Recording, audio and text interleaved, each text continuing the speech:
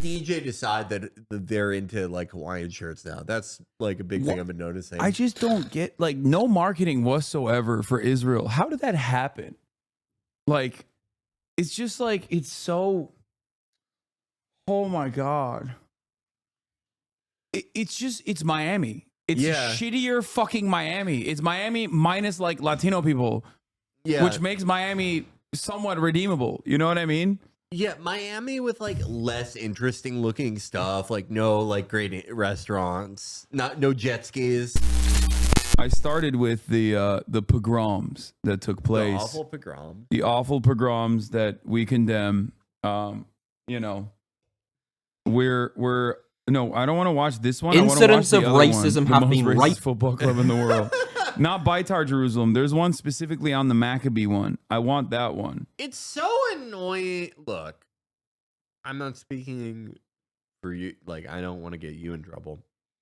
I hate it when us Jewish people, when we call stuff the Maccabees, because it's like you would make fun of a Greek guy if he's like, I'm 300, the Spartan.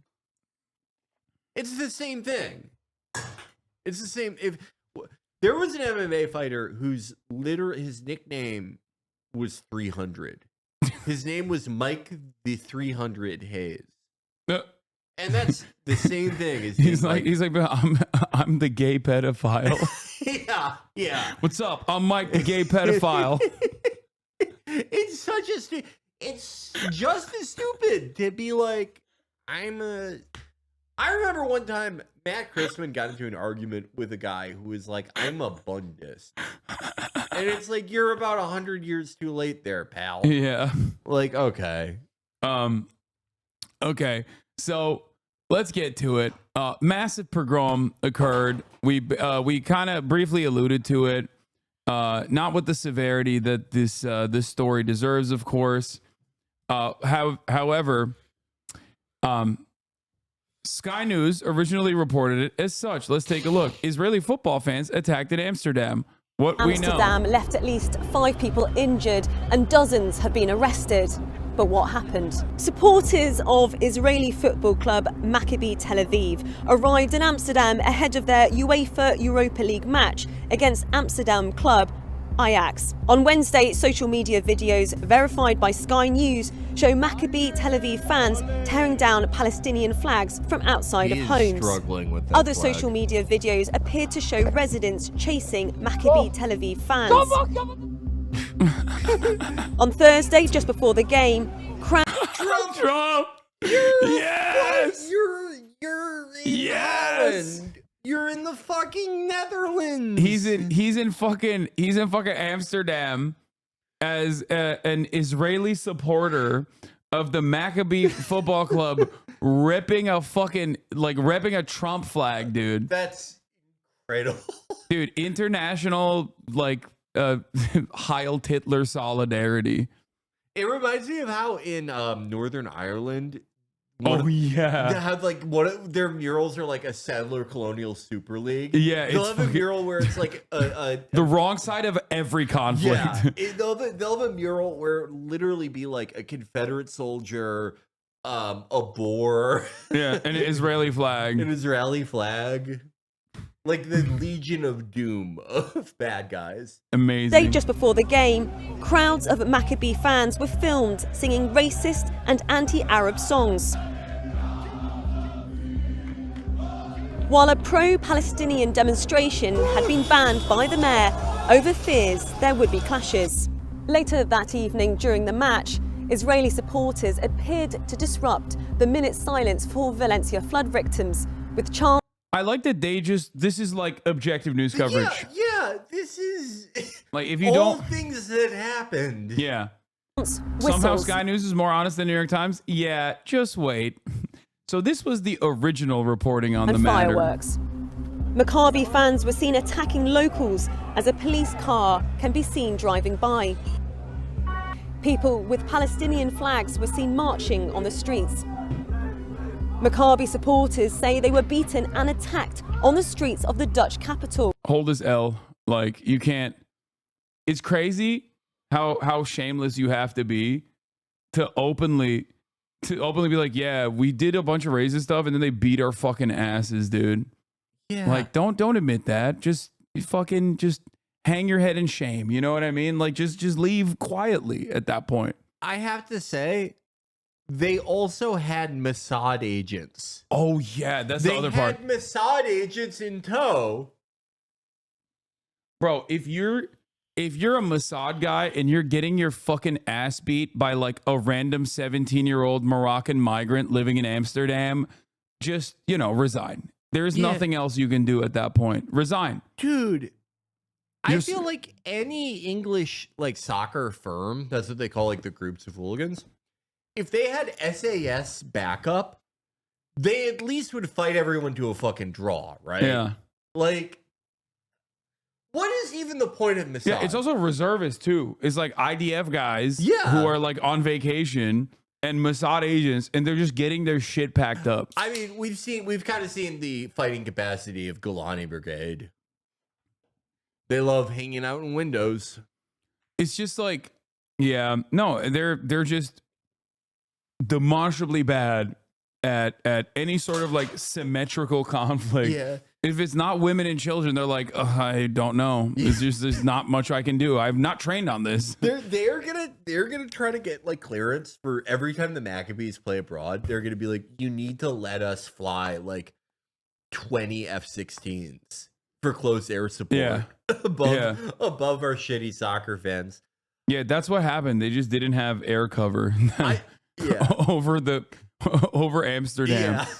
Dude. I never want to hear anything about Krav Maga ever again. I also never want to hear anything about international rule-based order ever again, because the fact that like The Hague is right down the street and you didn't just like pack up half of these motherfuckers who are war criminals and then just like, prosecute them on the spot. Like what, why do we have any laws at that point? Because if a similar situation was occurring, where like a Russian neo-Nazi ultras, soccer hooligans were beating the shit out of like the Ukrainian neo-Nazi soccer hooligans, okay, in the streets of Amsterdam, like they immediately would be like, oh, you're like a former Russian soldier, okay, you're going to fucking jail. Like Hague is right there. It blows my mind. Like, I mean, it's not just like that. They're clearly international war criminals, and like if they were like Serbs, they would absolutely be arrested. There is sort of like a culture of lawlessness as it applies to like Israeli tourists in general, even divorced from I banned that person who for the crime of ever bringing up a Polish proverb. That's what he look at what he said. A Jew will always tell you what happened to him, but never why. Polish proverb. Like, imagine. That's like, I think it took the entire fucking country to come up with that one. Yeah, dude, I love that because it's like the lowest form of anti-Semitism is like repeating the Polish version of anti-Semitism. Yeah. Oh my god, they tried. Yeah. They tried to like do the Holocaust by like just dropping a cannonball on people from a ladder. Like, get out of here, pal. Oh my god. But that was the Visegrad account. yeah. Yo, Visegrad's real active today, dude.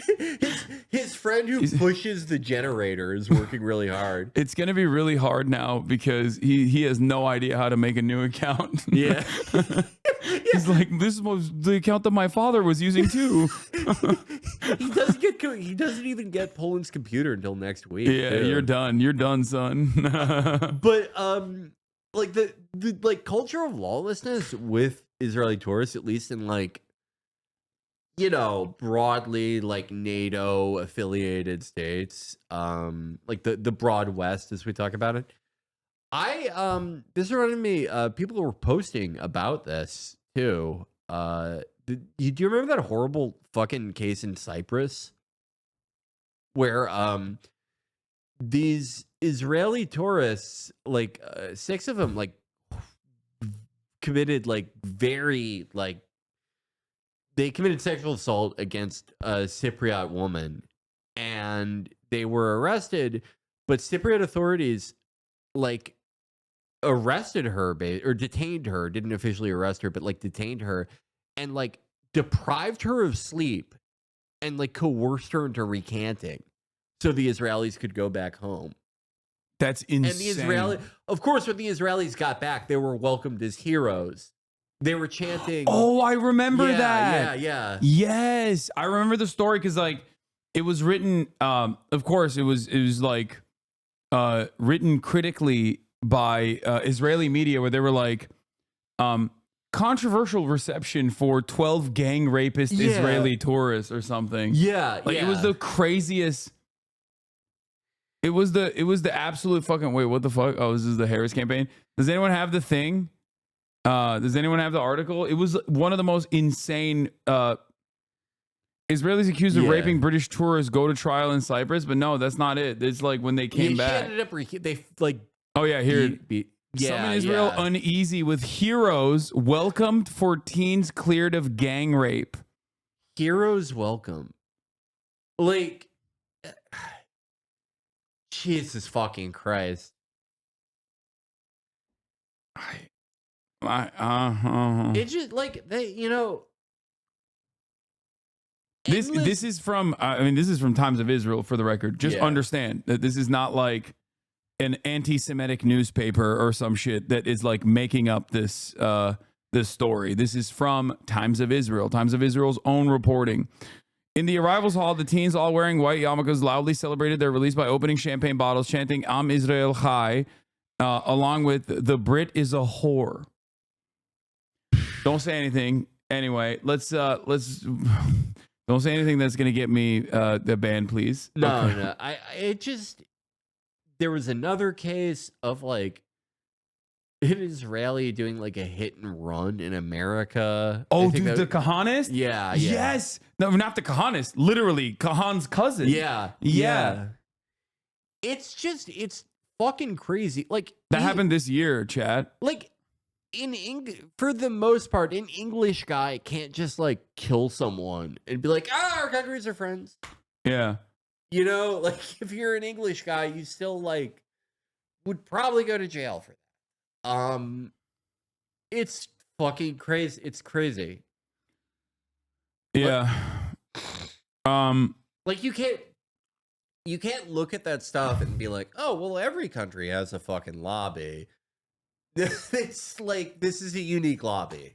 Yeah, it's it's the most important asset in the region, So whatever happens. That's it. Anyway, let's finish this and then I'll show you the edited version. Some of the violence. Even when those like Turkish cops beat up protesters. Yeah, the Kurdish protesters. Yeah, in DC. Didn't the bodyguards get arrested? At least, like, obviously nothing really happened to them, but there was at least like the appearance of propriety. Yeah, I don't remember what happened. They might have been considered a part of diplomatic immunity in that situation, but they were like directly the security detail. Not that it justifies it, but I guess the only other equivalent that I can see is like I don't know, immediate family members of like a Saudi, the Saudi crown prince or whatever that like sexually assaults their fucking babysitter or some shit in a Beverly Hills mansion, and then they like chase him around and stuff, and then. That happens. Like George Nader is like that's a pretty blatant case of that, where he's not he was in the Mueller report. What George Nader? That George Nader. Businessman sentenced for $3.5 million foreign conduit contribution scheme. But he's done way worse than that. George Nader is, I think he's like Lebanese, but he has extensive contacts, both like in Lebanon and like as an advisor to senior UAE government officials during the relevant period. Yeah. He's super plugged in the Gulf, and he's sort of like has been a middleman for the U.S. State Department for like decades and decades. But he's also like an insane pedophile, like fucking insanely evil. Like when the Mueller people arrested him, they found tons of shit on his phone. he had previously been arrested for trafficking a 13-year-old. Jesus Christ. He keeps getting like slaps on the wrist or like just like completely let off and like not having to register as an SO because of how valuable he is. Yeah. And it's like, if you ever really want to depress yourself, just read George Nader's like personal history. It's fucking insane. This is the type of shit that like that blows my mind, because there's like so many examples of it, including but not limited to that Virginia guy apparently. Yeah. But it's like, this is the type of shit that where people go like, oh, there's deep state pedophiles, like they're doing sex trafficking rings and shit. And it's like everyone talks about like Jeffrey Epstein, for example, obviously the most famous case of it. But, you know, no such considerations are extended to people that are ideologically aligned with you, at least on paper. Republicans refuse to recognize that Kimball Musk stayed in Jeffrey Epstein's New York mansion.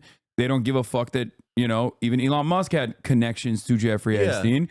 Democrats don't give a fuck that Bill Clinton was Jeffrey Epstein's best friend and was very shaken visibly after Jeffrey Epstein's untimely demise. So it's very frustrating that it's like American foreign policies uniparty, but so is like, you know, pedophilia and sex trafficking that's happening alongside the State Department. No one, everyone, like both parties are incredibly fucking guilty of this on the highest levels. Like, Democrats have Ed Buck.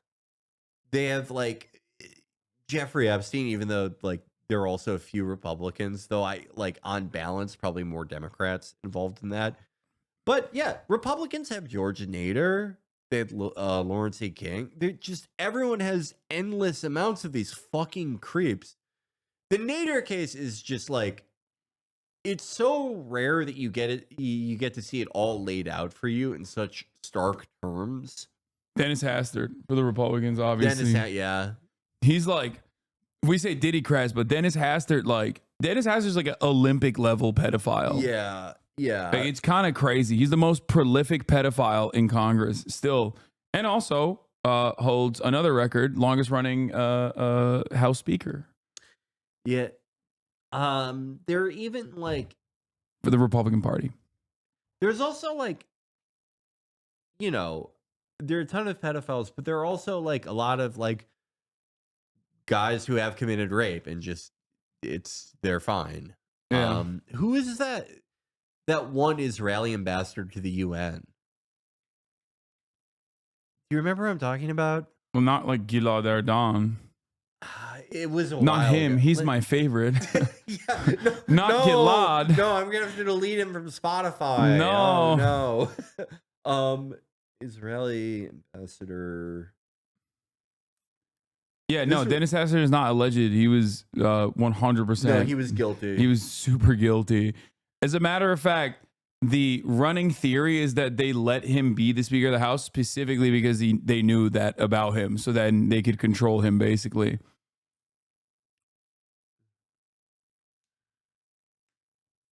Yeah. Hastert. Oh, this circles back. Hastert was a he was one of his biggest individual patrons was Jim Oberweis, the evil dairy guy. Jim, I don't know who that is. Yeah, I was bringing him up as an example of how like someone can have bad politics but make great food. The The Dairy King of Illinois, Jim Oberweis. Yeah, like the Chick-fil-A guys. Anyway, I still haven't been able to finish this fucking short ass goddamn Sky News video. Maybe that's why they re-edited it. Say free Palestine and we go. Good. Sky News They threw him in the canals of Say Free Palestine and we go. could not independently verify all of the footage shown. Police arrested six. I don't feel fully bad for people who are like Hezbollists, but like a little when you see that clip and you have to pretend it's like not funny. Yeah.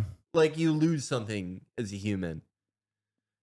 Okay, but you know, people get mad at you. They're gonna be like, he's gonna be killed. People. David Keyes. 5 were taken to hospital. David Keyes was the Israeli diplomat who like had a lot of accusations against him.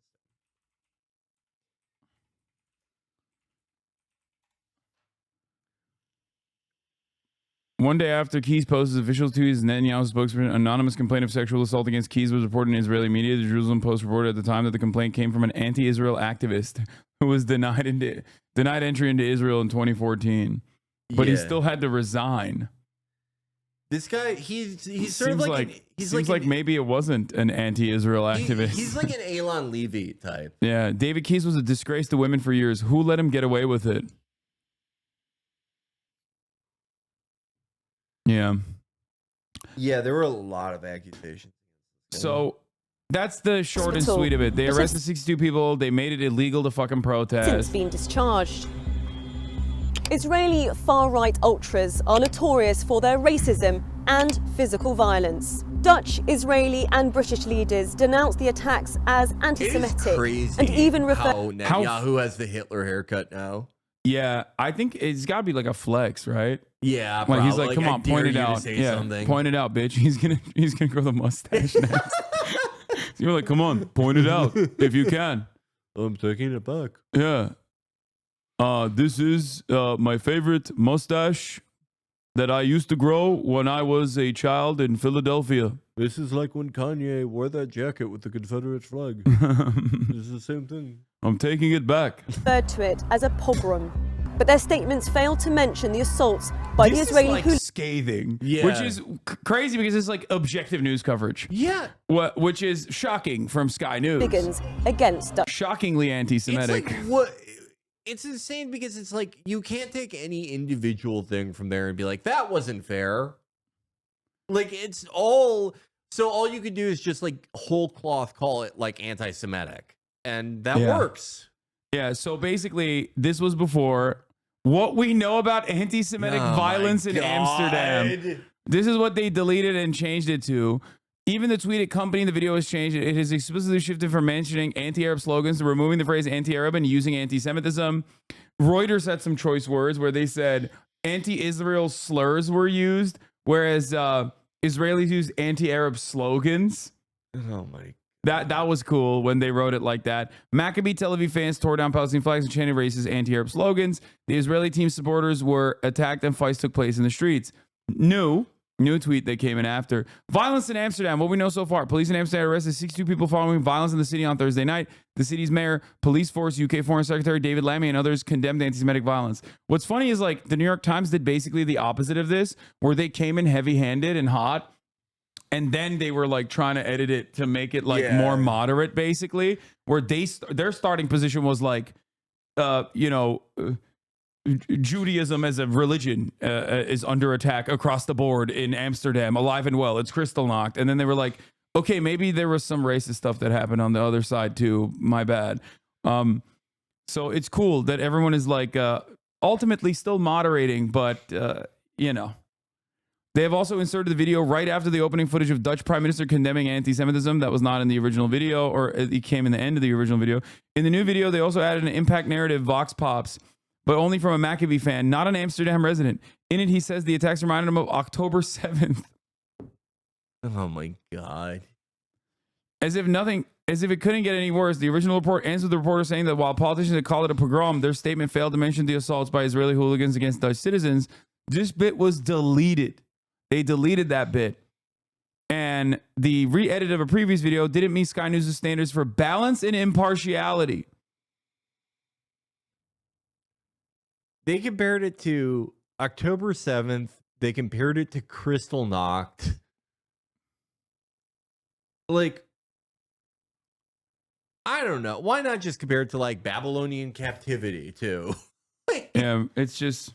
It's like, do you guys realize that people see this shit? Oh, the editor's note has been deleted now as well. Okay. Well, good. Now there is no violence in Amsterdam. No, I already watched the OG video.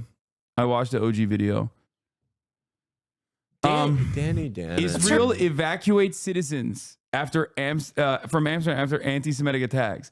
Who else gets a fucking evac after their racist hooligans do racial riots on a foreign nation's soil? You would think that England would do that. Because it's like, that's a paramilitary organization. But like, not just that, but like that it's new, like the president talks about. The president of the United States talks about it. Yeah, no, that was it was incredible. It was incredible, dude. And it's always so coordinated. Like it's always like immediately like something just zapped in people's brains where they're like, "Oh my god, we have to immediately talk about this." It makes me wonder if there are like, people who, they're in whatever like administration or whatever, who are like spent time in the lobby, if they're all have the same script basically, or if at this point it's just such an automatic reaction that it like seems like they're all going from the same script. I don't know, but like the result is the same no matter what.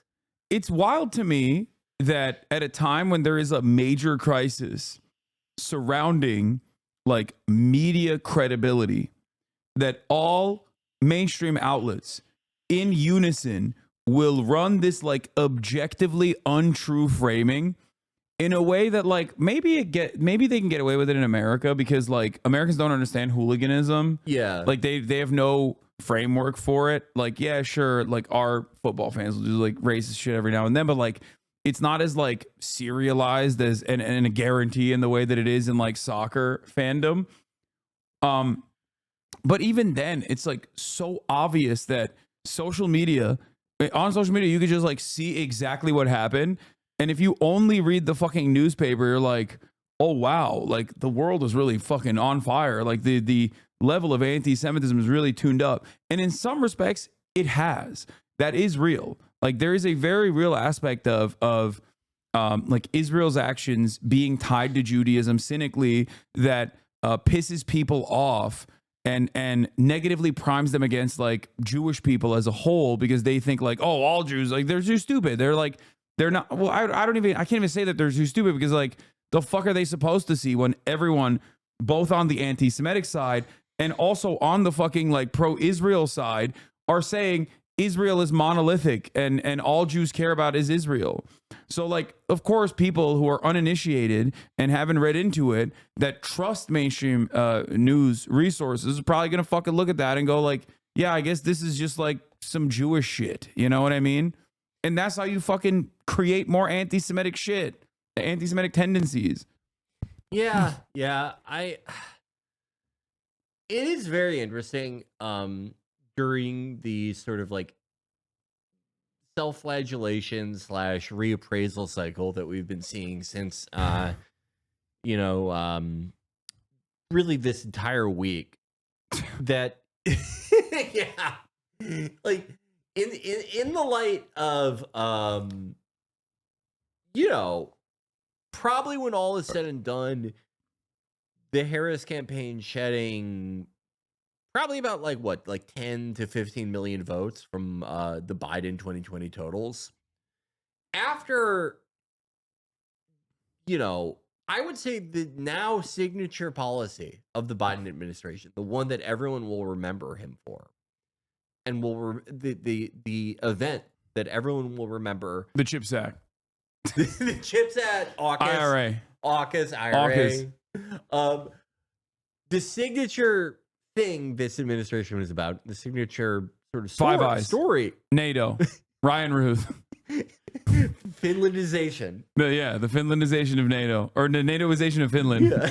Sorry, I fucked it up. But like it's Israel. It has been the main story. It is like the main thing the Biden administration has been about.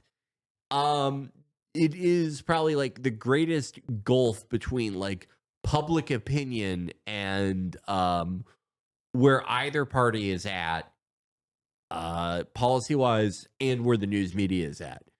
There are all these reappraisals, like self-flagellations, and the same cycle over and over again. We're so stupid. How could we miss this? But on this, just business as usual. like they will reappraise fucking everything. But this is the one thing where like you cannot deviate from the course whatsoever. Yeah. The thing is, like, you can be in the tank for Israel and still, like, not lie your ass off every time when there's a story like this. Yeah, like the UK media. I don't know why they go so heavy-handed with it. That's what I like don't understand. Yeah, plenty of people are already primed to be like pro-Israel due to like almost a century of fucking propaganda, where 76 years of just like positive news coverage. Israel's a startup nation. They made the desert bloom. All this shit. Only democracy in the fucking Middle East, which is very racist to say, but yeah, like. There is no reason to ham it up further. It doesn't make sense. Like, but I guess like moments like this, like a little blip like this, will really galvanize the supporters, and obviously it serves this fucking purpose. Where is it? Here is Avigdor Lieberman saying, I call upon the Jews of Europe not to procrastinate as it was on the eve of the Holocaust. Leave everything and immigrate to Israel. It's like, come on, dog. It's very fucking obvious what you're doing here. You know what I mean? Like it's so obvious. Like you're losing reservists by the fucking day. The vibes are fucked in Israel. The economy is fucked. It's on fire. And you're like, please, we need more people. Think about how anti-Semitic the Western world is. Please come here instead. Yeah. It's fucking pathetic. And it, like, all this shit is, like, whether it's, like, the New York Times doing it very, like, heavy-handed and then, like, kind of walking it back, or, like, Sky News doing it more sneakily, all of it is, like, I mean... what do you call it except like a recruitment drive for Israeli citizenship? Yeah. Like just telling people you're not safe anywhere. Like, why the fuck would you ever want to live in Israel if you're living in, like, I've said this before, the greatest threat to Israel is not like Iran, Lebanon, or fucking Hamas or whatever. It's literally Sherman Oaks, Boca Raton, and Brooklyn. That's it. That's it. That's the greatest threat to Israel's permanence, is that, like, if you're living in the United States of America and you have a happy life and this is like your entire experience, why the fuck would you go and live in Israel? Yeah. It's also like, I mean,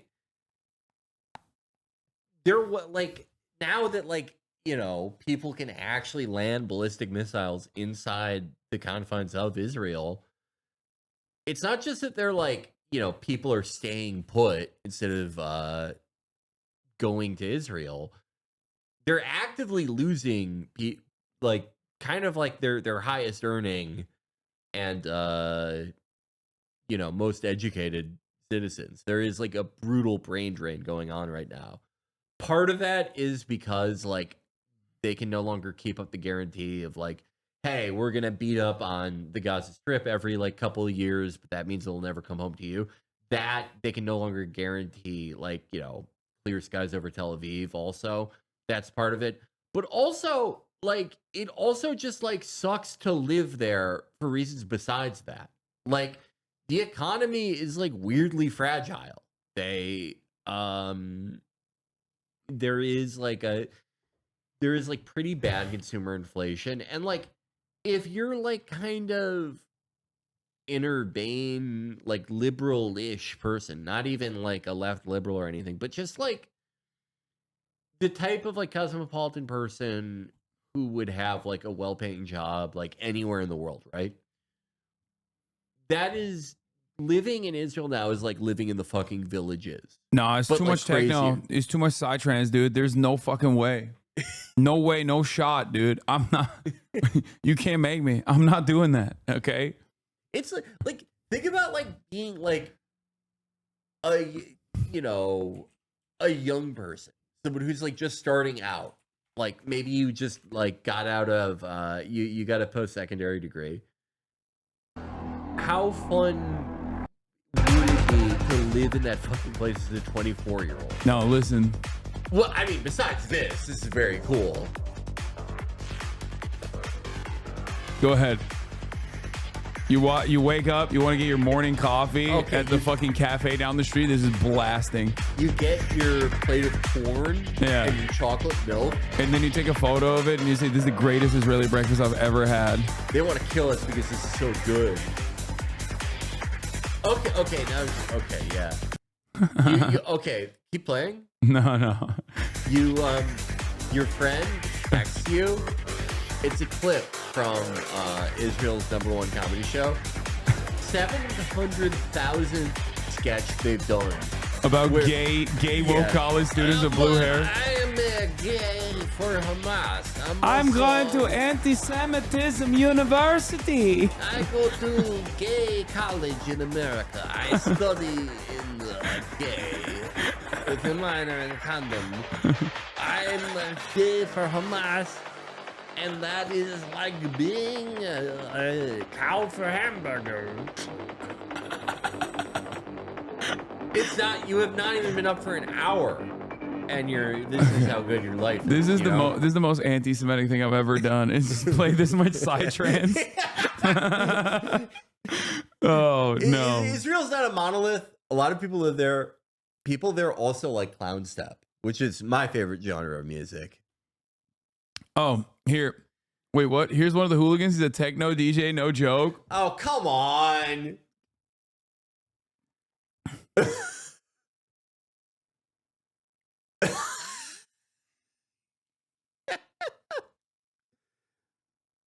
When did every DJ decide that they're into like Hawaiian shirts now? That's like a big thing I've been noticing. I just don't get, like, no marketing whatsoever for Israel. How did that happen?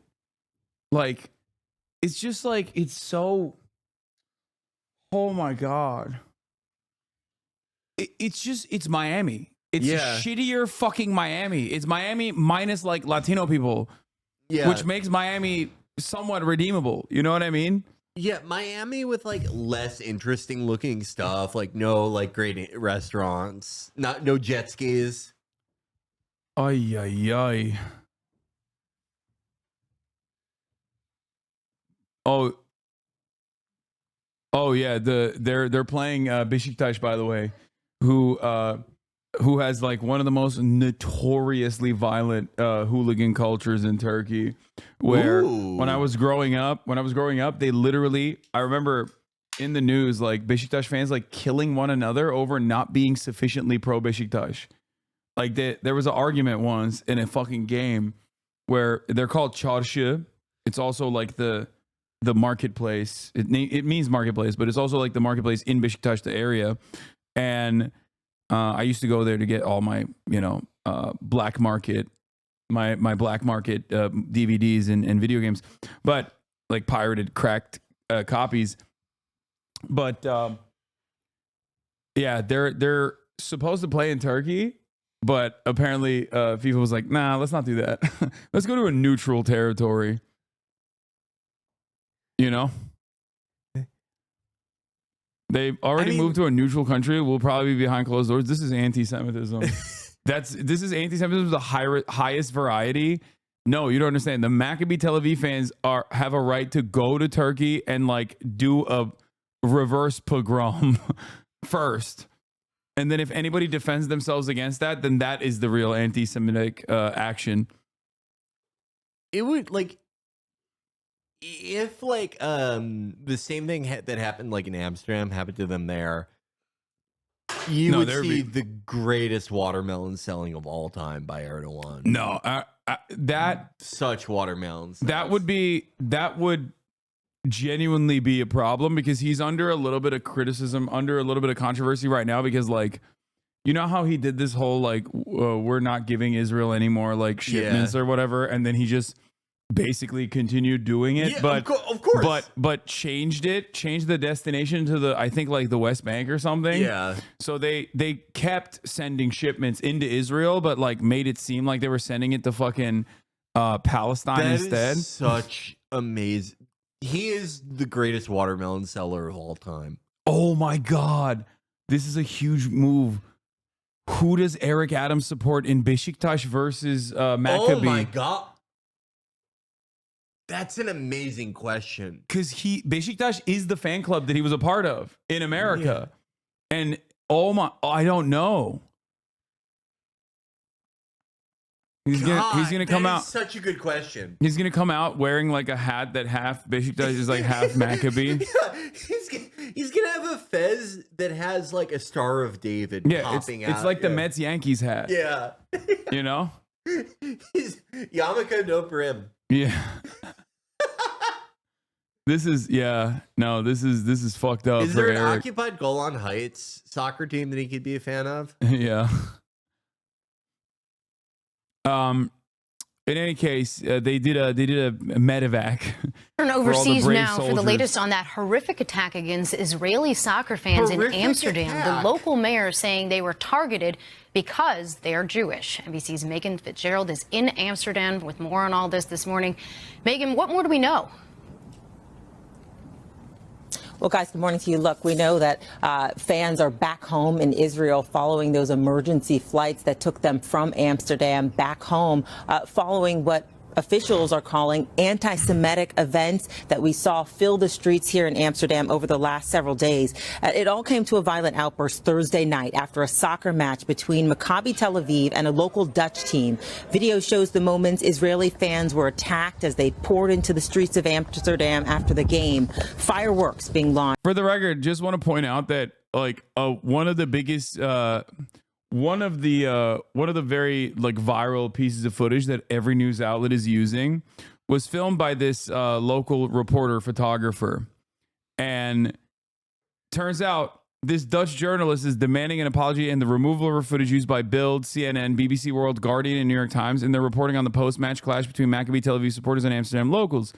She accuses them of misusing her footage and insists the truth be stated. Maccabi supporters attacked Amsterdam citizens in front of Central Station after the game.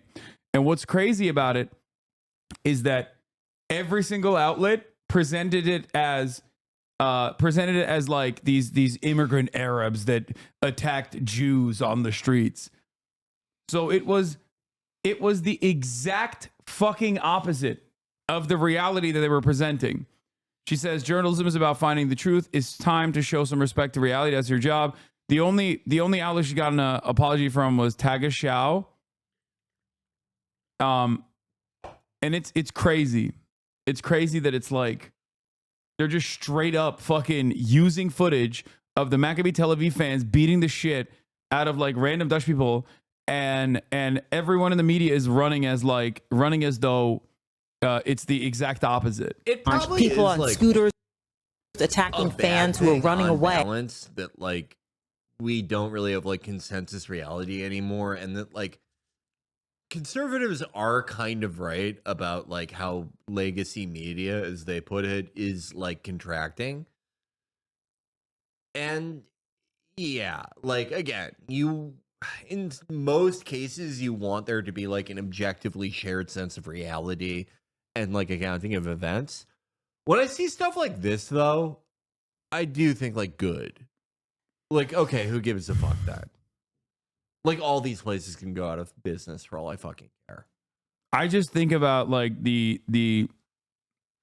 like long-standing consequences of just like having a complete collapse of legacy institutions that you know are supposed to offer somewhat of a critical perspective or at least like give you real-time coverage of events, and the fact that they're misusing the remaining shred, the veneer of like credibility to do this kind of straightforward, objective, nonsensical propaganda is very alarming. It's the exact same way that I feel about like, especially because independent media is dominated by fucking far right goons. Yeah. You know what I mean?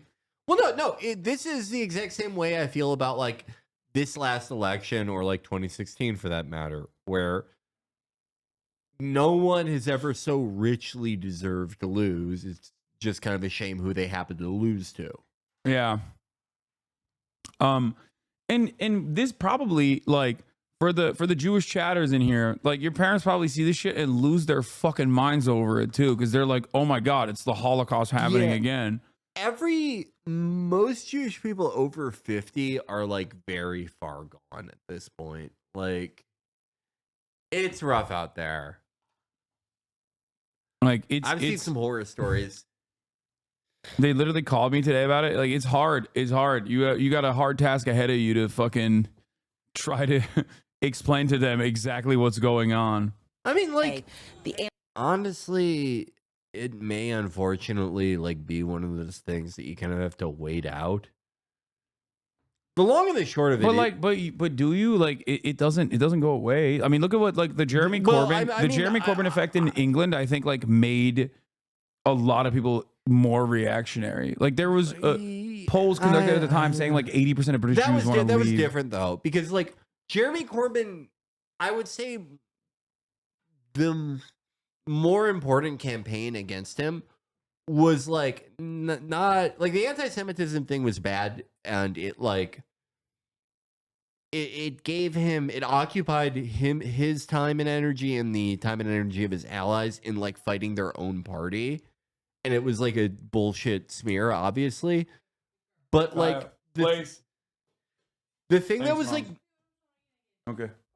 The thing that was like more electorally damaging to him was that they were able to portray him as like not British and like an enemy of like the English way. With this stuff in America, the reason that I say like you may have to just like live with it is like, frankly, there just aren't like that many Jewish people in America electorally. And just in terms of pure numbers, it would like, if we're just talking about like Jews over 50, not massively electorally consequential. By the way, Ajax is a Jewish team, isn't it? Like historically. Jewish Amsterdam resident here. I think most locals are angry that we are being represented as an anti-Semitic city, and everyone, like you said, is running the exact opposite narrative. Protests were banned this weekend. These people climbed onto properties and ripped out Palestinian flags. Yeah, they are not victims. That would make me so fucking mad. That like basically every world leader in like the West is saying that you guys are just, the average fucking Dutchman is just a raving anti-Semite. That would drive me fucking crazy. Yeah. I went to the Netherlands. It's sick. I loved Amsterdam. It's an amazing place. Yeah. The average family there is like, I felt like I was in Wolfenstein, not because of anything they did. They were very nice, but just because like the average 12-year-old is like 6'7". Yeah.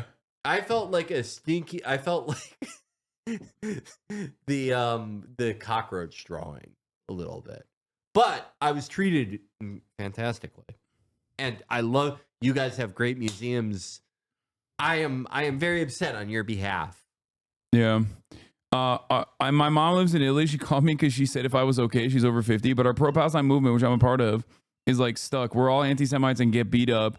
These people had the police escorting them for hours. Yeah, that's the other thing. Like, from what I understand, like cops are pretty fucking bad at like every major European city where you do any sort of like pro-Palestinian demonstration, you get your shit pushed in. It's insane. You it's get beat up. Insane. It really is like jackboot time all over Western Europe.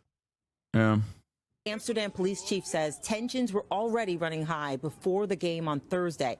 Social media footage shows Israeli fans menacing local businesses, attacking a local taxi, tearing down a Palestinian flag, chanting death to Arabs and let the IDF win. Like, why are you saying Israel evacuates citizens from Amsterdam after anti-Semitic attacks if you're going to add what they did that led to people fighting? Like, why? How is that anti-Semitic at that point?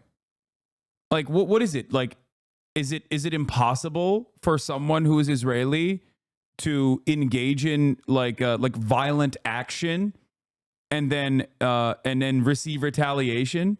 Like, that's anti-Semitic? Like, what are we doing? Like, what the fuck? I mean, I guess technically, yeah, it is, right?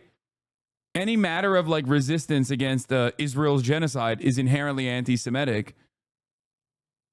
Berlin, Jew here. It's fucking miserable. We have pro-Palestinian Kristallnacht commemoration and 6 police vans came to intimidate the crowd. Yeah, I mean, German police is that is a league of its own. Germany is completely insane. It's an entire country, I feel like, that is engaging in like collective psychosis.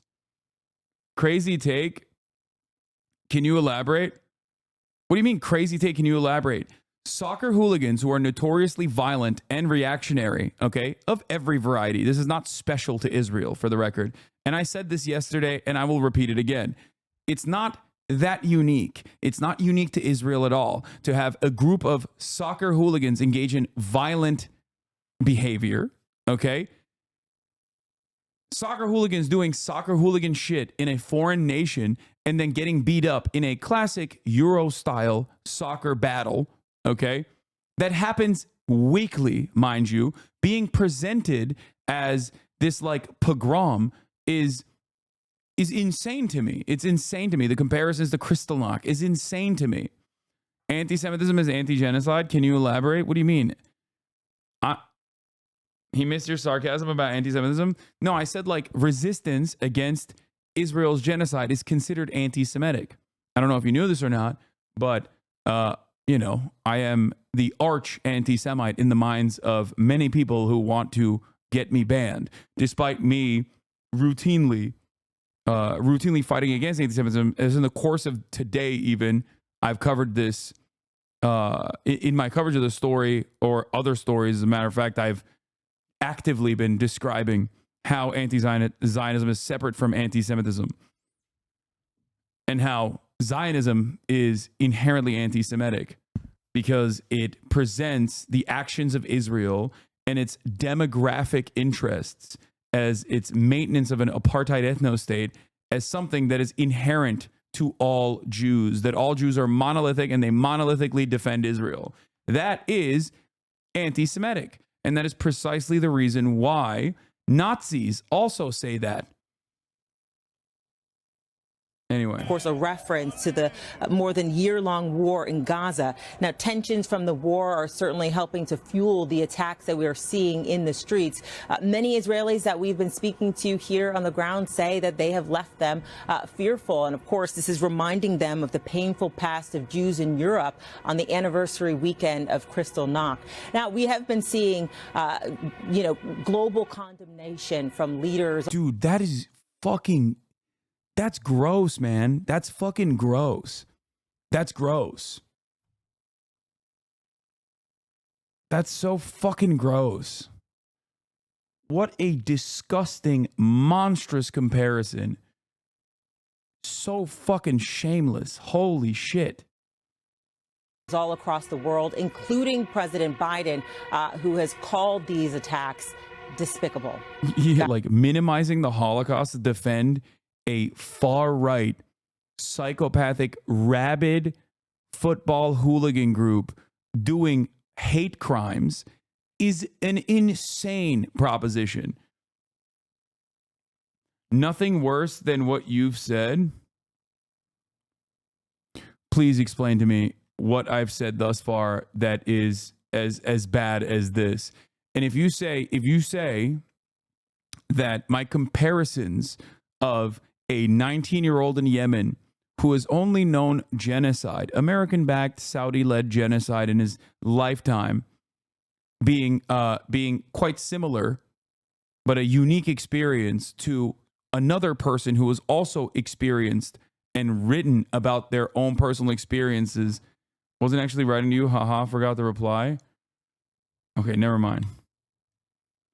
Guys. So disturbing in the timing there. Ugh, Megan, thank you. I think our community is lost at this time. Video today's show for Hasan Piker and Hasan Piker only. So if you're not Hasan Piker, stop watching. It is your duty to the American people, actually to the entire well-being of the world, to make a response to the Daily Wire. And when I say response, I mean build a company, build a media conglomerate that is in response to the Daily Wire, because that is the pipeline people are going on, and we need to put them on the opposite journey, okay? And we need to be reaching young people in such a way, and I do believe you are the only person at this point who can do this. So just like let me know if you need ideas or thoughts, but I just feel like this really needs to be done. So this reminds me so much of 2017 when people would like a newspaper go out of business and people would be like, why aren't you guys buying it and running it? Yeah. And it's like, you don't want that. I feel like, to me, I think people understand. We already have like a network of like-minded leftist like media outlets that are run independently, from myself to Chapo to Dropsite, Intercept, Majority Report, Means TV, and many others, right? Like the way to operate a Daily Wire structure business is virtual democracy now as well. It's virtually impossible for like Zeteo, that's another great example, Jacobin. There's no way to do this in the same way that the Daily Wire does it, because they're completely funded and facilitated by like oil barons, who recognizes the importance of fucking constantly doing propaganda for the right. There's no like, left liberal Robert Mercer, Yeah. I also I don't like this whole thing. I think it was Dave Weigel who said that like liberals are always fighting the last war, which I think is very true. Like the time, I think there's like very limited returns on this, but the time to have done it would have been like 8 years ago. But I think just in general, the hyperfixation on like parallel media structures and media figures is sort of also a case of like limited left liberal imagination. What would be far more, you would get a lot more yield out of, would not be like a liberal, Charlie Kirk. It would be a liberal, like Paul Weyrich or James Dobson. There are very few liberal institutions that are like specifically and specially geared towards winning elections, influencing legislators, enforcing message discipline, scaring elected officials. Yeah. Through either the withholding of votes or the organizational capacity of the organization. That they also have the double function of being able to like staff any potential administration with people who are ideologically on the same wavelength, which is, if you look at the conservative movement, a lot of their success was making it so that like, even when like, Gerald Ford was fucking president, or just someone who wasn't like the first choice of like a Dobson or a Weyrich, they still got their people in the administration. Having structures like that would go such a long way for liberals. And the thing is, they know how to like execute power, but only like within the party. Yeah. And only when you like mention fucking Palestine. But yeah, no, I don't know why I'm fucking giving them advice.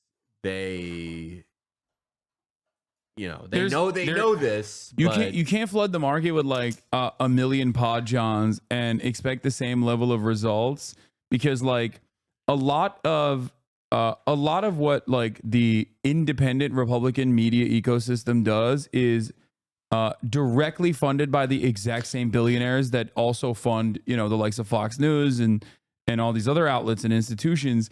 There's constant cross-pollination. There's institutional legitimacy afforded to all of the content creators on the independent space from mainstream media. But most importantly, and this is something that I have repeated quite a bit, most importantly, there is a direct ideological similarity between a Ben Shapiro type and the Republican Party, because they're all on board with the same fucking agenda. The Republicans are afraid of their base. The Democrats run away from their base. The Democrats are disgusted by their base.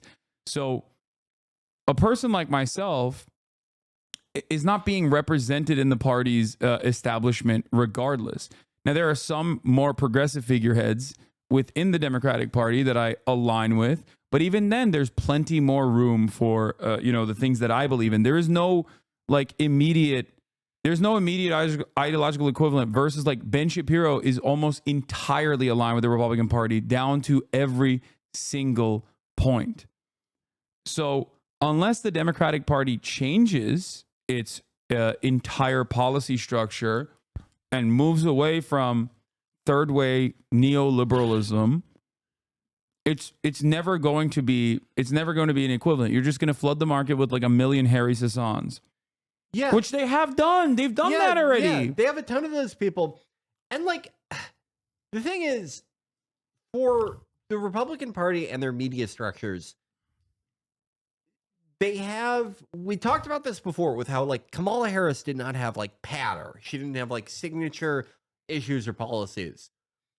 The case put forward by like the Harry Hassan types, by like the shell that comprises liberal parallel media structures, is like, we're not the crazy guys. We're not this. We're America will survive if we win. There's nothing really to get excited about if you're a lib on the media side. And that, like, you can have the most charismatic guy in the fucking world. You could have, like, just a brilliant broadcaster, someone who has amazing stage or camera presence, someone who is magnetic. If all they have to talk about is like, oh, when the Senate's back in session, Chuck Schumer is passing the IHRA definition of anti-Semitism. Yeah, no, you're not going to get, like, there's nothing for them to talk about. That's a big cultural victory for us. Love that. Please throw me in jail, Chuck Schumer. Like, I voted for Adam Schiff on fucking stream. You guys saw it. And I was like, this motherfucker is going to be responsible for the vote that, like, inevitably puts me in jail in the lame duck period when Chuck Schumer passes the fucking IHRA definition of anti-Semitism in a must-pass bill that is tied along with defense spending. Like, that's their priority. If that's your legislative priority, you are so far removed from the interests and needs of your fucking base. Like, we are diametrically opposite to one another. Yeah, like, a huge part of, like, contemporary conservative media, specifically people in the highest strata of online conservative media, was that in the eyes of their audiences, they would take on the party and they would win. Harry Hassan, he seems like a very nice, like, boy, but he's not doing that. He's not even taking on the party, much less winning.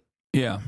None of them are doing, because like, everyone is just parroting the party. Yeah, everyone is just parroting the position of the party. The closest equivalent you have with, like, internal support from the party is the Podjons. It has all the messaging discipline of, like, the Cultural Revolution, with just towards nothing, towards no actual goal. The Podjons, how fucking conciliatory and just spineless they sounded talking about Biden when they were trying to get him to drop out.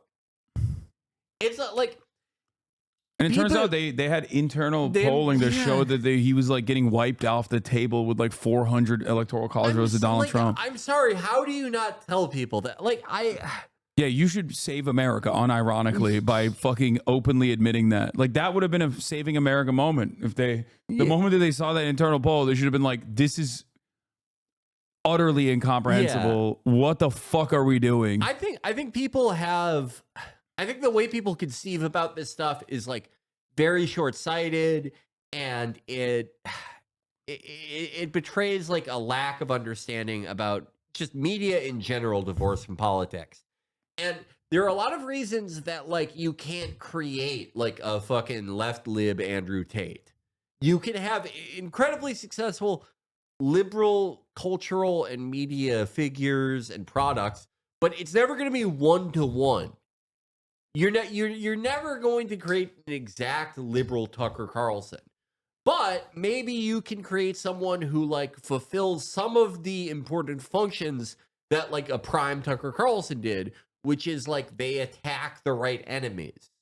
you know? I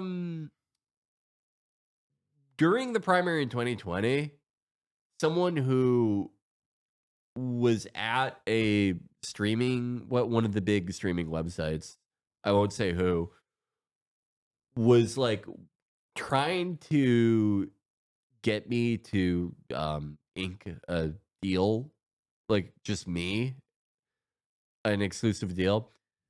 And I would have done it if Bernie had won the nomination, only for the reason that like I felt like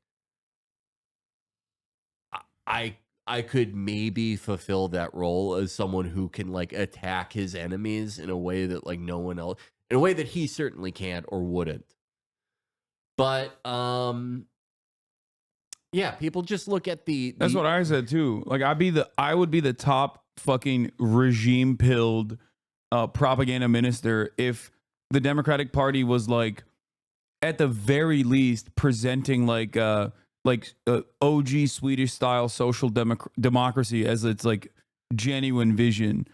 Like that's not directly aligned with my values, right? That's not completely what I want, but I know that is not only good for America in terms of the direction that we should be heading towards, but it's also certainly successful policy anyway. That like this is the problem though, is that the American liberals, when they are looking at media, they only see the form and not the function. They think that like all these things are what they are culturally because of their exact form.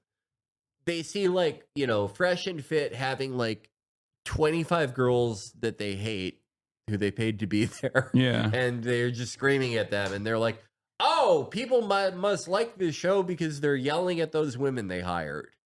And not like the actual function of what any of these things are. Yeah. They don't like Tucker is, I think, like an incredibly talented like broadcaster, right? But his form is not really replicatable for a liberal Democrat, but the function could be. But again, you can't understand the function if your politics is you in your concept of politics, you really never think about like who your enemy is and who is important to have as an enemy. Yeah. But like I don't even fully agree with that because like I said, then the Podjons would be the dominant like force in this space because that is what they are. Like the Podjons is the closest equivalent to like a Daily Wire style Daily Wire style equivalent, like direct access to the party, constantly having party operatives on board. Like they don't shape policy, but at least like they're channeling the policy. And I think that I that still doesn't move the needle enough. Well, yeah, no, that's the problem though, is because like they never take on the party. And like Rush Limbaugh didn't take on the party either. But like but Rush Limbaugh was represented by the party. That's the point. Right. Like, to a certain degree. But so are these guys, just in the extent that they seem to fucking love everything that the party's doing. Like that is the main difference though, is they don't take on the party and they don't win doing it or appear as though they're winning doing it. And also just the fact that like there is really nothing to get excited for inside the party for its own sake. Oh, they got the internal poll after Harris became the nominee and took over the campaign. No one knew about it before he dropped out, but Biden's inner circle. My mistake. Mea culpa. My bad. Yeah, but still, it's like we all had like an idea of how shitty Biden was doing. With all that they know, I would wager to say that they at least knew quite a bit more than we did. Yeah. And ultimately, no billionaire is going to fund someone whose overarching cause is the abolition of billionaires. Okay? Like that's not going to happen. At most, you'll get like a billionaire with a pet project. right? For I don't know, climate maybe because they're in a competitive sector, or maybe they're a billionaire that is in the green energy, like renewable energy space or something, right? But you're not going to have someone who's like, yeah, I want someone who's like unconditionally pro labor, because you're not getting there unless you're like a labor billionaire, I guess. Well, that is sort of like the spiral of devolution that happened with the destruction of the New Deal coalition, because there used to be a pretty reliable like Democratic donor base that was like, you know, maybe they didn't have like as many individual ultra wealthy guys as the Republican side, but they would have like, you know, individual groups of people like union lawyers or, you know, entertainers or so, people who, if not billionaires, there were enough of them who had enough like disposable income that it did create like a, you know, it did provide like a dependable cash flow. Ever since the funding of political parties has been so utterly focused on ultra wealthy individuals for both sides, that has been sort of a problem in just how Democrats run campaigns. Like, how can you it becomes harder and harder to run like an Obama 2012 style campaign when, you know, Tony West and like Mark Cuban are helping you run the fucking party. Yeah. I don't know. I just don't see the signs I've seen from the Democratic Party, by the way, they're asking for money because they're 30 million in the hole. Tony West really did run the campaign like fucking Uber. Yeah. Like, where did the money go, man? The money went to all the ads talking about how much they love Liz Cheney. What a fucking disastrous run. Has David Shore said anything? Nah, he's probably in a fucking K-hole right now. Yeah. Yeah. David Shore was probably listening to the same like psytrance playlist we were listening to. Yeah. It's just like, for others, you may be looking for something meaningful and important, channel your emotions. If that's you, then we're asking you to make a donation to the Democratic Party today. Meaningful. Pay off our debt from our shitty campaign. Every time that I think they couldn't possibly show more contempt, they surprise me. They surprised me even more. Donald Trump fucking slam dunk, by the way. I'm very surprised at the Democrats who fought a hard and valiant fight in the 2020 presidential election, raising a record amount of money, didn't have lots of money left over. Now they're being squeezed by vendors and others, something he knows personally. Oh, yeah. He knows exactly what that's like. Yep. Whatever we can do to help them during this difficult period, I would strongly recommend we, as a party, and for the sake of desperately needed unity, do. We have a lot of money left over, and our biggest asset in the campaign was earned media, and that doesn't cost very much. He's such a prick. What That's a so flex. funny that he's doing the thing where like 50 Cent would like buy all the tickets to a Ja Rule show. Someone said they spent 6 figures on the Call Her Daddy set. Oh, Building a set for Harris's appearance on the popular Call Her Daddy podcast with host Alex Cooper. The interview came out in October and was reportedly filmed in a hotel room in Washington, D.C. that's what they spent 600,000. They got 800,000 views on that, by the way. Bradley Martin I was having a conversation with him after because he's pro-Trump, and he was like, "Look at this," and he pulled up Call Her Daddy, 800,000 views, and then he was like, "Look at this, Joe Rogan Donald Trump interview, 46 million I didn't votes." know it only did 800. That's a brick. Yeah, at the time. That's a fucking brick. At the time, people were telling me, like, you don't understand. This is a valuable constituency that she normally wouldn't appear in front of. And Semaphore's very own media guy, what is his name, Max Tani or whatever? Yeah. He kept reiterating that, like, you're wrong, and that Kamala Harris campaign did do a lot of, like, podcast outreach. They went to a lot of successful podcasts. No, they didn't. Joe Biden went on Complex, okay? That is not like a successful organic podcast. That's just media, but on YouTube. Do you remember when Joe Biden went on Complex in 2020 and was like, he ended the interview by going, "And by the way, I don't consider drunk driving a felony." Wait, what? You mean Joe Budden or Joe Biden? Joe Biden. When you said Complex, it reminded me. Drunk driving There is no way. No, I swear. What? Oh. You have to see the video. Wait. There we go. You only arrest for the purpose of dealing with a felony that's committed, and I don't count drunk driving as a felony. My goat. Oh, that's why he won. That's why he won. Bro, he swept the Midwest with that one, dude. There was no chance. There was going to be a crack in the blue wall after that. Yeah, if Ohio had access to internet, they would have voted for him too. Okay, Ohio, the Poland of America. This was so good because after he goes that, the hosts are just like shocked. They don't know what to say at all. That's amazing. Yeah. This was such a fun campaign. Back when Big Joe was running things. Reminder, Alex Cooper got paid $125 million. I know. That's like look, this makes sense, even though it's like an insane figure, because that's just how media works. They're like, oh, podcasts are the big thing. Let's give her $1 billion, right? This is the female equivalent to Joe Rogan. It doesn't matter if she's not putting up Joe Rogan numbers. It doesn't matter at all, right? Because the media has a lot of fucking money, and that's the reason why they're going to burn it, right? But the campaign shouldn't be spending money like that. Yeah. Spending 6 figures to make a fucking set that looks exactly the same as every other fucking set in the world. Yeah.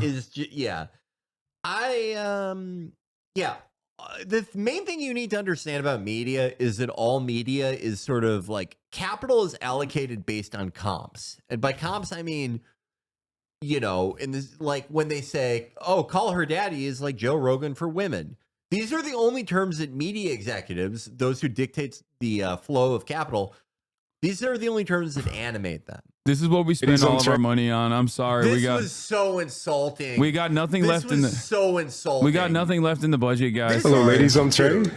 This is the reason why the polls were showing that black men were voting like by insane margins for Trump at the time, which didn't even happen. But like it didn't stop the media from being insanely racist for no reason. Or sending Obama out there to call them misogynist. I would be so fucking pissed if I were a black male who voted Democrat, because it's like the single most reliable group of male voters, bar none. Yes. Bar none. But B, like, your attempts to retain me are, we're going to protect your crypto wallet, and then, like, this. Yeah. Like, this is... And that was only after... Boondocks. No, that was only after they fucking... we're like, oh, we have to give them something. Weed legalization or what was it? Like weed decriminalization, weed legalization, which by the way, they also did that at the last step for not just as like black outreach, but that didn't even get any fucking play at all. Yeah.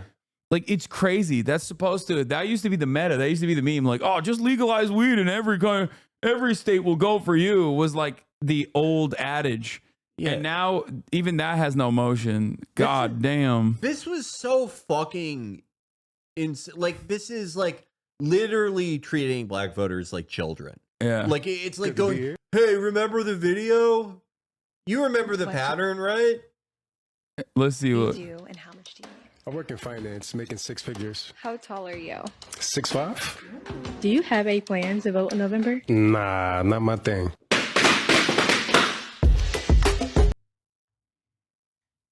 That's like a bunch of I would never vote again. A bunch of white the former BuzzFeed marketing guys sat together and were like, we need to make an urban style video. Yeah. That resembles what black people like. Yeah. What do they watch on YouTube? They watch that balloon popping show. That is so fucking insulting. Yeah, price point for that, $750,000. Cha-ching. That set cost $20 million. Yeah. Damn, that ad ate. Have y'all gone to Kamala Harris's policy page? It's fat. Oh, amazing. This is why I like putting all this in perspective. Why I do think it's important to like take stock if you're a Democrat, because everything I've seen, this is a campaign that like deserved to lose by like 10 points. Oh, but it's like actually amazing. Wait, going back to the Maccabi Tel Aviv thing, they did okay. I'm sorry. People are going to get mad at me for saying this, but like, I have this theory that a lot of, not all, but some Israeli tourists operate like they think they're in the West Bank wherever they go. And there is perhaps no greater example than this. And this is precisely the example that I've used in the past when I say, if you see a Star of David outside of a door normally in anywhere in the Western world, that like an anti-Semitic hate crime is probably about to take place, except for in the West Bank, where a settler will mark your house with a Star of David so that you leave the house before they throw Molotov cocktails at it. This is a 1-to-1. They went over to the Jewish quarter of the city and spray painted the Star of David like they're in fucking Hebron. Like that's insane. Yeah, no, the average, like, we like to say on the show that culture is downstream from politics. When the entire politics of Israel is geared towards like expansionism, when settlers set the tone for everything, everyone behaves like a West Bank settler. Everyone behaves like the Hilltop Youth. Yeah. But I'm sorry. Oh my God. Said Big Dog, we gotta recalibrate. Mia Khalifa interview, 3.8 million views. Vice President Kamala Harris, 800,000 views. Oh. Damn. It's done. It's fucking done, dude. We gotta run Mia Khalifa. Yeah. We gotta run Mia Khalifa for president. Well, she's like a centrist choice because she has a Katyeb tattoo. Oh, but yeah. she's now against Israel. That's true. That's true. I don't blame her for that. I don't get mad at her for the Katyeb tattoo. I know it's not like my thing to forgive her. Don't get me wrong.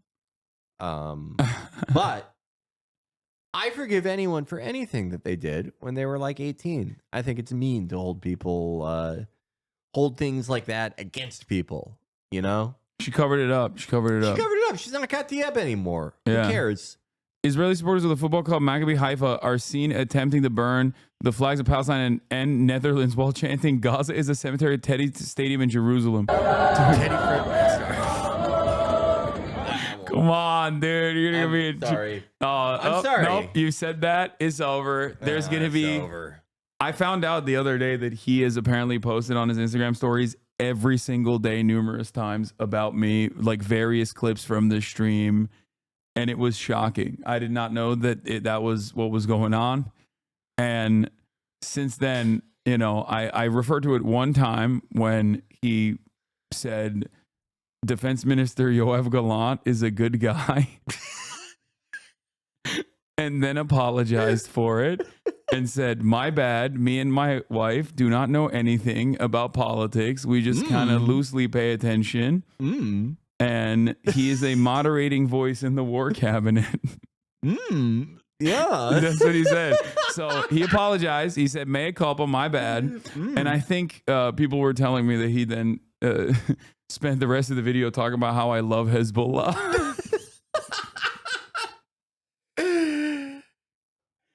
Which, by the way, once again, okay, you know, get mad at me all day. You know, numbers on the board. Hezbollah more restrained than the tit for tat back and forth missile lobbing campaigns. Last time I checked, that did not eliminate entire fucking city blocks in Tel Aviv in the same way that Israel did in Beirut. So maybe. And they have fiber internet, which is something that I will never get over because I do not. Move to New York. Yeah. I'm going to make everyone who's still here moved to New York with me. Yeah. Do you know how easy it is to get fiber in Manhattan? Really? Yeah. I've thought about it, but like my whole life is here. You know what I mean? I know. My whole life is here, and I do love LA so much. I am gonna there are aspects I am gonna miss. Like I wouldn't. Like getting good Armenian food. Yeah, kind of. Yeah. No, like there are this place is beautiful in a way that New York just is not. Even though there are aspects of New York that I also think are irreplicable. Like the experience of walking, Manhattan walking. This sounds so fucking stupid, but it's true. When I have a day where it's okay, I need to get a screwdriver and get some keys copied, and I need a non-standard soda, and I take a 6 mile walk up and down Upper Manhattan. Yeah, that's so fun in a way that here when I have to walk half a mile here, it is the most annoying fucking experience on earth. No, you can't do that. Yeah, it sucks. You have to walk on the highway.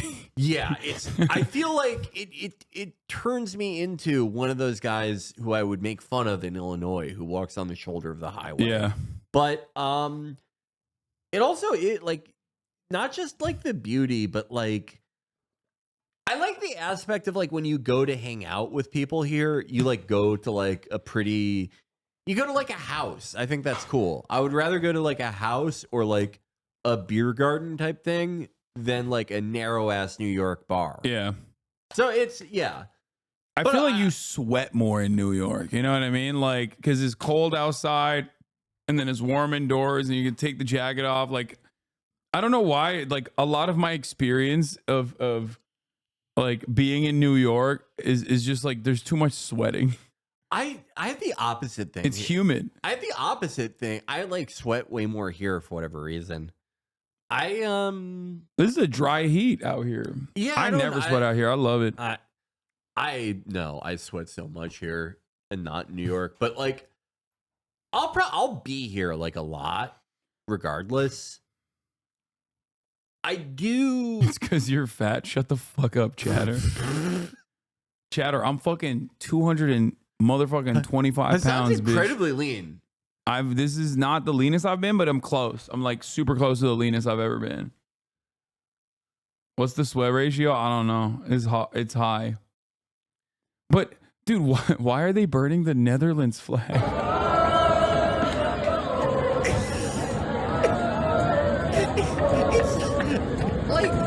They went back home to do the same thing. Did they bring a Netherlands flag in their life?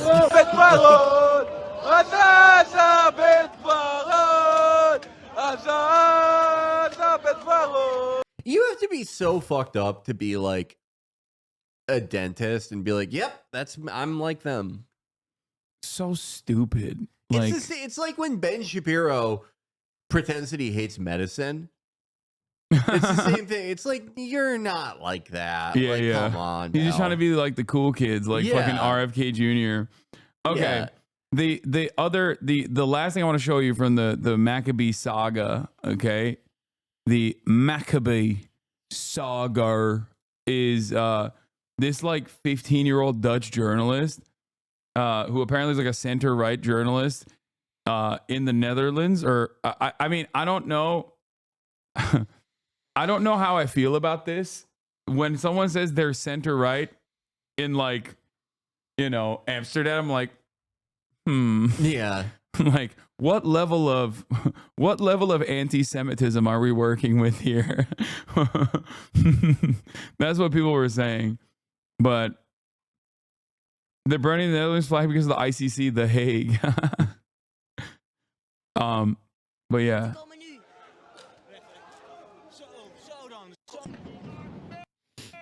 He's far right. Nou, dames en heren, achter mij is de wedstrijd nog volop aan de gang. Tel Aviv krijgt een pakje slaag.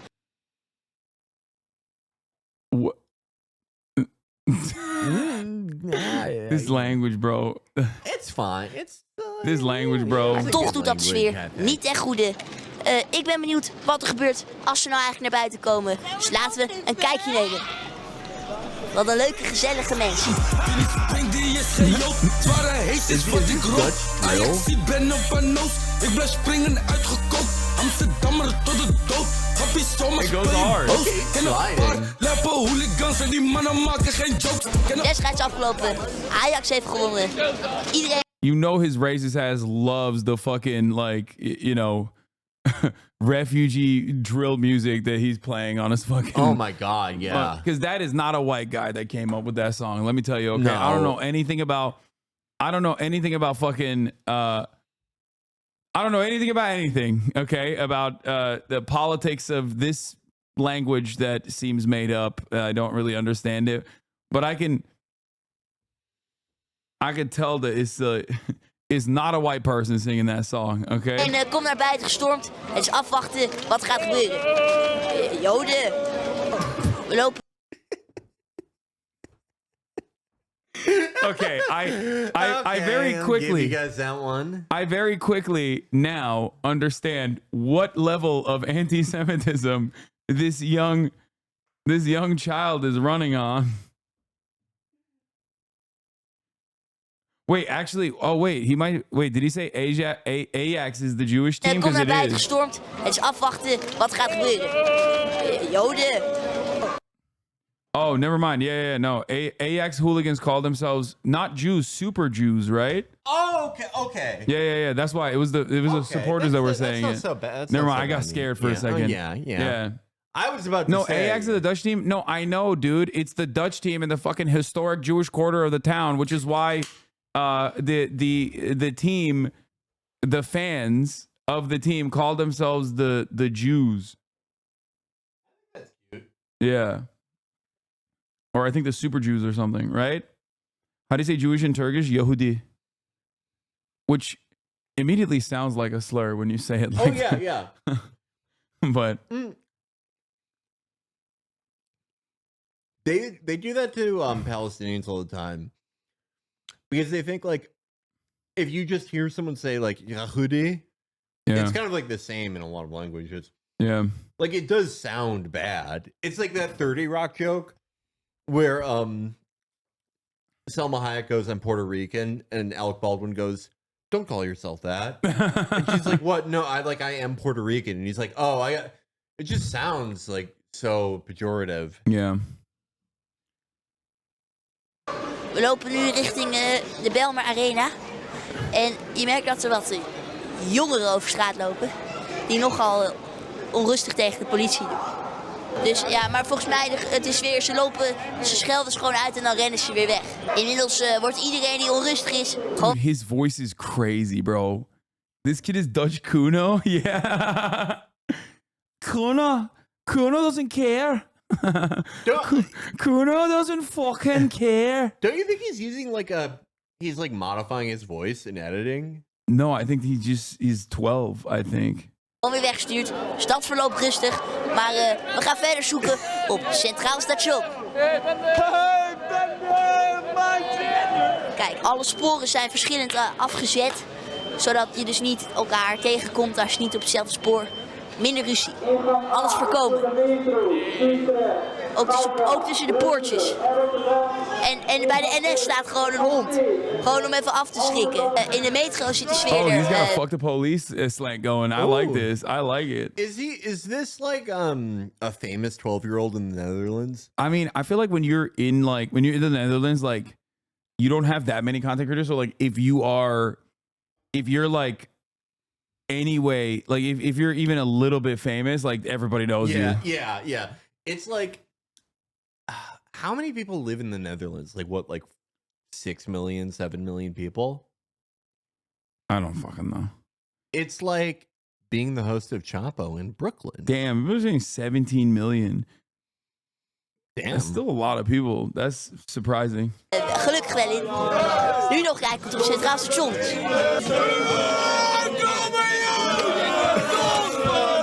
Tel Aviv.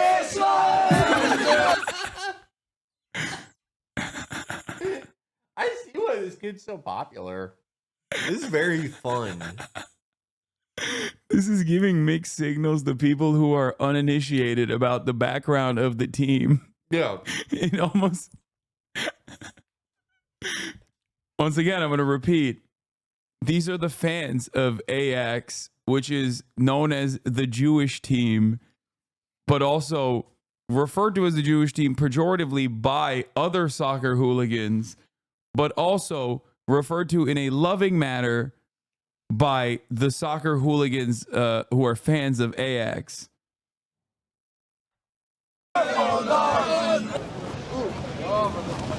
I know nothing about soccer. This shit's wild. Ajax, sorry. Chat, this is why I was trying to explain to you, like, just understand automatically that outside of like 8 total clubs and fandoms, most of the soccer hooligans don't have the best politics, okay? That's all I'm saying. And if you think it's like Bill's Mafia, like, no, it's even fucking worse than that, okay? The average soccer hooligan in like Italy, and I keep repeating this over and over again, will throw bananas at their own black players, okay? At their own players. So...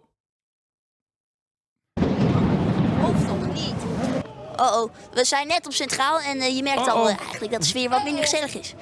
Er worden vuurwerkbommetjes afgestoken en ze zijn nu aan het rennen en aan het schreeuwen. Ik weet niet wat er... Nee. Ik weet niet wat er precies gebeurt. Het is wel een flinke stoet. Oh, ze zijn palen uit de grond aan het jatten. Ze hebben palen uit de grond gejat. Ik denk om zichzelf te weren van mensen die ze lastigvallen. Oh, ze doen nu allemaal maskers op. Oh, now they're putting on masks. He's like slowly walking. Er is geen politie, dus ik weet niet precies. Het is nogal... I wonder why they would be doing that. I guess the Maccabi fans have a right to defend themselves. Is that what's going on? I'm reminded of Metal Gear Solid 3, where they tell Snake that it's a procurement mission. Everything that he's going to use in the mission, he's just got to find on site. Yeah. That's what they told the Maccabi supporters. Heel gespannen sfeertje. Oké. Ja, politie.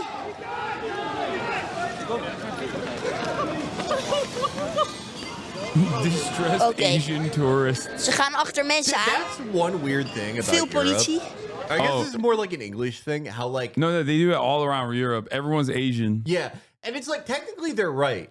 Like Yes. Asia is like an enormous continent that encompasses like, you know, Dude, remember when American racists were like, oh, they're doing it to hide the crimes of the Pakistani population? And it's like, no, that's just like how they refer to. Yeah, like that is the best like American centric bullshit where it's like, oh, you think you can trick us? Yeah. Oh, yeah, dude. Asian crimes are on the rise. Like, we know what you mean by that. And they were like, they thought that like England had changed the designation to like Asian, like the racial designation to Asian of like Pakistanis, specifically, or like Middle Easterners, specifically to hide like to hide the crimes of like South Asian gangs or whatever the fuck they were trying to claim. From who? Like to hide it from Americans. Yeah, to hide it from Americans. Yeah. If we find out the real race, and then we're gonna elect Donald Trump in England.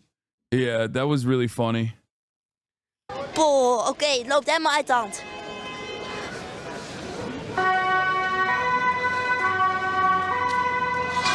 Oh, palen naar de politieauto. Zo.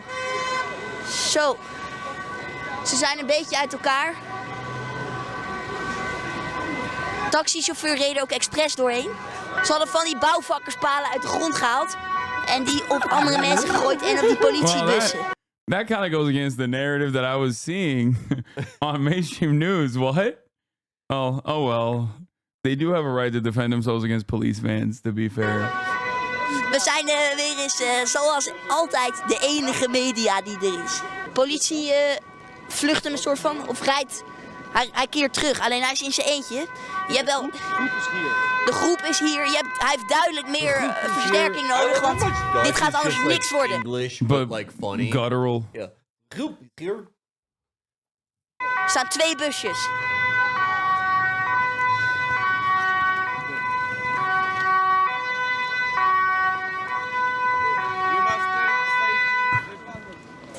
het politie-signaal is uit. Het leek op een vechtpartij, maar we weten niet precies met wie. Ik denk met mensen die tegen ze zijn. Het lijkt erop alsof ze misschien in dit hotel verblijven. Alleen ze trekken de stad in. En ze lijken niet bang. Ze schreeuwen veel. Ik versta het niet. Dus als je kan vertalen in de... my news report on soccer. It's like, okay. Yeah, I mean, I don't know. They're woke. It's like it's like those those Japanese babies that do chores. Yeah. In the Netherlands, they have this program where they're just like, here, okay, baby, go out and do news reporting. That is something I think about. Like, I feel like it's like sort of overblown, like the high trust and low trust society thing. But like, it is interesting in countries that aren't like as much of like a terrifying free for all as America. Like, yeah, that you can like your kid can like walk around at like pretty late at night, and you have a reasonable expectation they won't be like run over or shot, you know? In de comments zou fijn zijn. In de comments.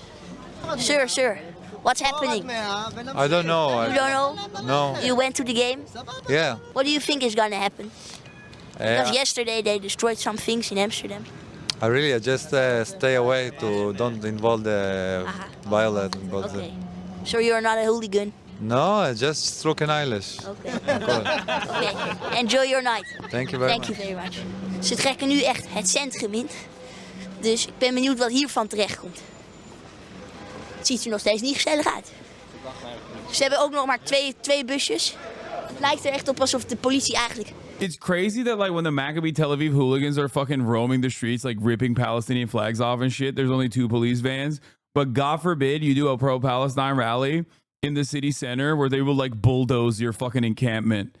Very sick stuff. Very cool that they're just like, oh, a violent paramilitary of ultra-nationalists roaming the fucking streets. It's fine.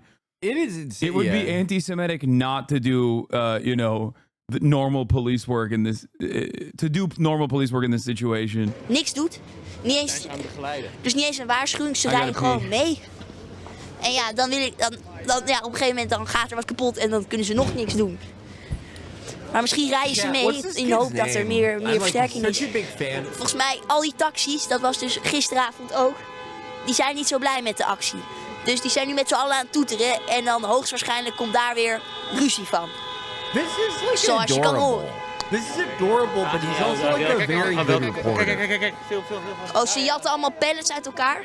Ze lopen nu met houten planken. Hey bro. Paolo Oliveira should be ashamed. Like, Ze lopen gewoon met wapens. So much better. He's so much more likable. Er rijden trouwens 3 trams gewoon bijna tegen elkaar aan. Misschien is het bouwen ze een soort muur. Er komen van 2 kanten. Ze komen van 2 kanten. De conflicten komen nu. Zo dan. Okay. Zo dan. Alright. Kom je bijdraaien? No offense as an American, but it's so weird to me seeing like how animating soccer is, because every fucking time I've watched it, I've watched the World Cup like in Spain. I was watching Argentina versus Germany or whoever the fuck they were playing in 2014. And I was so bored. Like, it is so boring.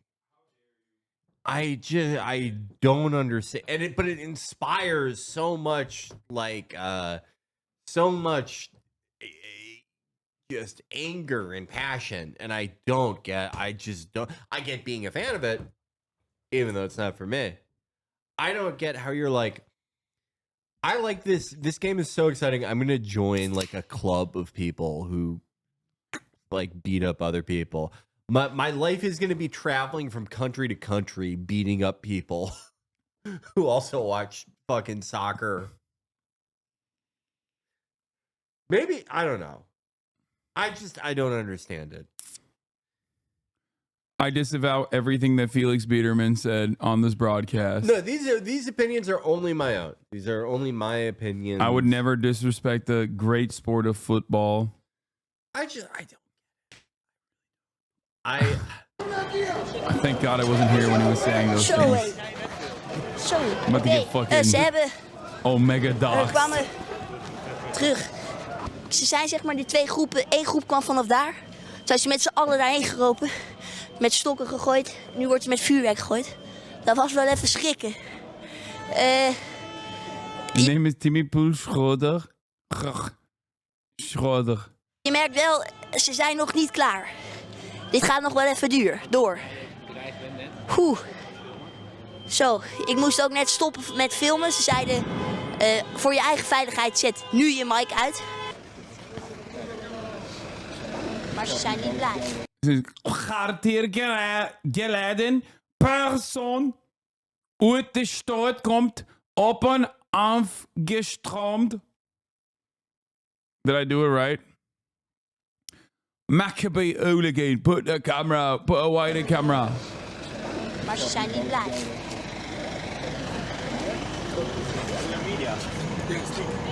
Then stop. Then stop.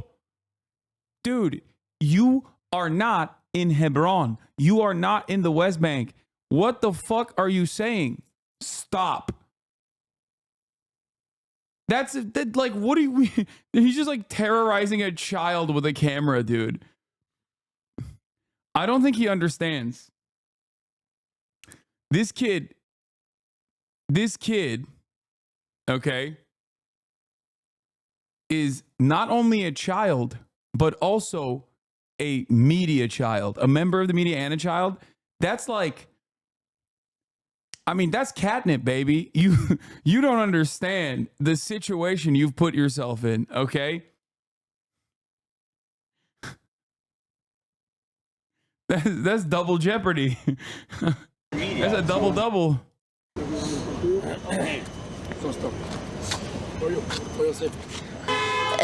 Dat ga ik niet doen. Maar ik vond dit best wel spannend. Zo heb ik ze ook nog niet vaak gehad. Ja, en dat ook. Er is geen politie om niemand te beschermen. Gewoon niemand. 1 busje. Waar zijn die paarden? Er stonden net tientallen paarden op de arena, dus niks. 1 bus. Dit loopt uit de hand. Het is een soort, ze doen weer hittraining. Ze doen 30 seconden keihard rennen en dan gewoon weer voor 3 minuten rust. They're running really hard for 30 seconds and then take a 3-minute rest. Er is nu... Oh my God, he said he's a high-intensity interval training. Meer politie. We lopen er nu recht achter. Oké, ze sluiten hun in. Ze worden een soort van ingesloten, zodat we niet de dam op kunnen. Maar we zitten in principe nu wel echt in het centrum. Dus we staan weer op stilstand. Ik denk dat ze daarheen gaan. Ik vind, het ziet er levensgevaarlijk uit. Ze staan met ijzeren pijpen, stokken.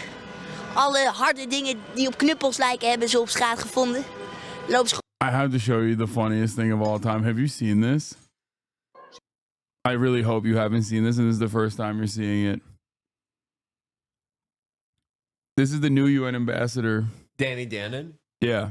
אנחנו בבניין המרכזי של האו"ם, שבו מוצגת תערוכה של ציורי ילדים שאמורה לעסוק בשלום עולמי. בואו תראו במה באמת התערוכה הזאת עוסקת. קחו לדוגמה את הציור הזה, שבו מדינת ישראל לא קיימת. ועוד ציורים שבהם מדברים על Free Palestine ודברים אחרים. אין פה אפילו מילה אחת על החטופים שלנו. אין התייחסות למלחמה שאנחנו מנהלים. אנחנו ניאבק בצביעות של האו"ם ונדרוש שהתערוכה הזאת תרד מהקיר הזה. What the fuck? It's a children's drawing. And they took it down, Felix. The UN responded by taking down the child's drawing quilt. How do you, like, not get laughed out of the UN? This is what I mean about, like, the devolution of everything and everyone being dumber now. I feel like if you did this in, like, 1992, you would be, like, laughed out of the building. Like, pro-Israel bias or not, this would just be seen as so fucking ridiculous. And I think the media literally covered it as like UN forced to take down anti-Semitic painting. Yeah. Yeah. Yeah. My favorite little thing is when the pro-Palestinian children are like, Golan Heights can be Palestine too. Like you see the little tip. They're like, they give him the extra land. Oh my God. It's fantastic stuff overall. Yeah, they're just they're child free. They're Reddit r/child free. Okay, Israel's the most r/child free country out there. Oh fuck. Nah, they've made a point that children have not condemned Hamas.